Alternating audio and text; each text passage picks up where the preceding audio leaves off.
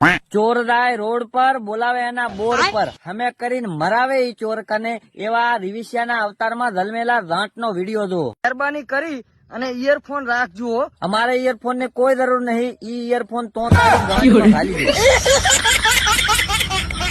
આ એક સત્ય હકીકત મારી સાથે બનેલી ઘટનાનો વિડીયો છે. ચમ કોઈએ તારી ગાંઠ મારી લીધી?